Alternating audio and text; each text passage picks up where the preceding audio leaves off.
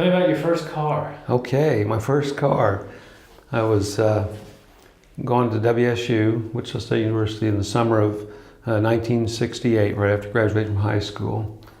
And I was riding most of the time back and forth to school and work, because I worked on campus with Brock, my brother. So, and he would drive, or I would drive his car, and he would sleep while he went to school.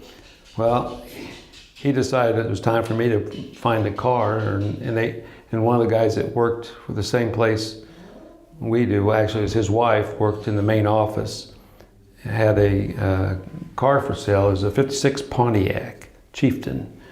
It was like 12-year-old car, and it ran supposedly, and and it was a big car, and it needed a header pipe, which is under the hood that goes to the exhaust. So, because it was real noisy, because the header wasn't any good, and the guy that sold it to me, he wanted $75 for it. So, and everybody says, yeah, it's a good deal. So, I bought it, $75 for a '56 Pontiac Chieftain, and got it home and started working on it. Did you drive it home? Yeah, it was drivable. Okay. Yeah, it was automatic. It was automatic, so I didn't have to shift it or anything. So got help. Dad, helped me, and the neighbor Larry, he worked on cars a lot. He helped me.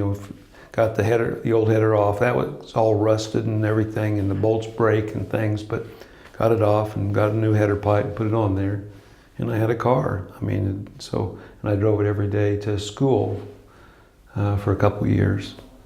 So that was my first car. Is that I remember you spray painted a vehicle. No, that was many years later. I did that. Much nicer car. Yeah. I didn't bother to paint this car. It was so.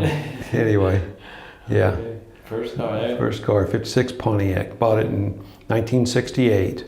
You already know how to drive? Yeah, oh sure. Yeah, I took driver's ed in high school. I was the only senior in the driver. I never really cared much about driving. Didn't really want a car that in school and things. I like to walk. In fact, I'd walk home from school. It was 1.75 miles every day after school. I'd walk to and from? No, I'd usually get a ride to school with mom or one of the other people who had carpool to school. But then I'd get out after school, and I would try to beat everybody else that lived in our block. I'd try to beat them home by running. So, and most of the time I could, because they'd be backed up in traffic. Grove would stop at Kellogg, and the traffic would back up, and I could pass 2 blocks of cars running past them and cross Kellogg and go through Sears, because my route down from school to home, it took me right through the middle of Sears on George Washington Boulevard and up to Green Street and home. So anyway. You remember, did you end up selling that first car? Yes. Drive it to the ground? I sold it.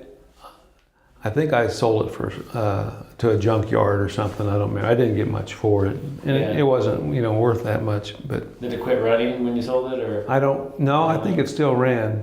Yeah, it had other problems, but yeah, and it was an interesting car. Like in the trunk and the tail light, it had a light that you could disconnect. It had a wire on it that pulled out from the light, and you could take it around and use it as a trouble light, which was really weird.